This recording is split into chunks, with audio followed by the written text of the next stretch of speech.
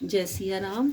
हम सब मिलकर श्री प्रियादास जी द्वारा रचित ग्रंथ श्री भक्तमाल में भगवान की माया को जीत लेने वाले भक्तों के चरित्र के बारे में पढ़ रहे हैं, सुन रहे हैं और मनन कर रहे हैं।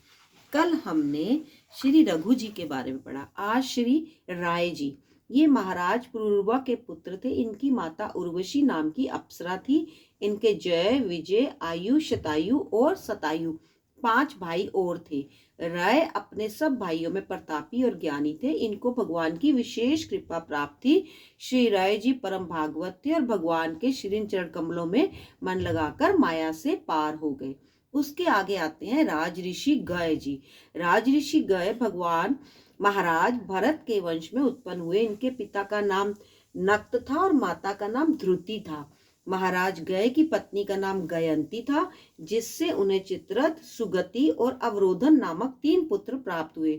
उधर कीर्तिराज ऋषि प्रवर गए साक्षात ब्रह्म भगवान विष्णु के अंश माने जाते थे। महाराज गए प्रजा पालन, शासन और यज्ञ अनुष्ठान आदि सभी कर्म निष्काम भाव से केवल भगवान प्रतीत करते थे। वे सदा ब्रह्मवेत्ता महापुरुषों की चरण सेवा किया करते थे। इन सब के फलस्वरूप उन्हें भक्ति योग की प्राप्ति हुई। वायु पुराण में गय महात्म के संदर्भ में एक अन्य विष्णु भक्त असुर गय की कथा आती है, जो इस प्रकार है।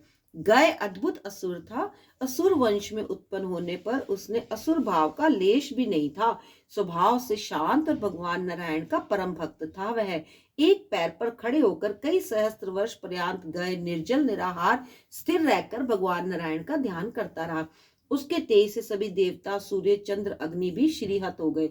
भगवान ब्रह्मा की सृष्टि रक्षा की चिंता हुई। भगवान ब्रह्मा को सृष्टि रक्षा की चिंता हुई। महाभाग, तुम तो मुझसे वरदान मांगते नहीं। आज मैं तुमसे याचना करने आया हूँ। मुझे यज्ञ करना है और तुम्हारे शरीर जैसे पवित्र स्थल उस यज्ञ के लिए त्रिभुवन में कोई नहीं है। इस तरह से ब्रह्मा जी ने गय से कहा, मेरी देह पर मेरे आराध्य को संतुष्ट करने के लिए आप यज्ञ करेंगे। इससे अधिक सौभाग्य मेरा क्या होगा। ब्रह्मा जी की बात पूरी होने से पहले ही गय भूमि पर लेट गया। आप इस पर यज्ञ कर लीजिए। कुंड वेदिका सब बने और सैकड़ों वर्ष यज्ञ चला, किंतु गय का एक रोम भी नहीं चला। वह श्वास रोक के स्थिर पड़ा रहा। यज्ञ को समाप्त करना ही था। गय फिर उठ खड़ा होगा, इस भय से ब्रह्मा जी ने भगवान नारायण का स्मरण किया।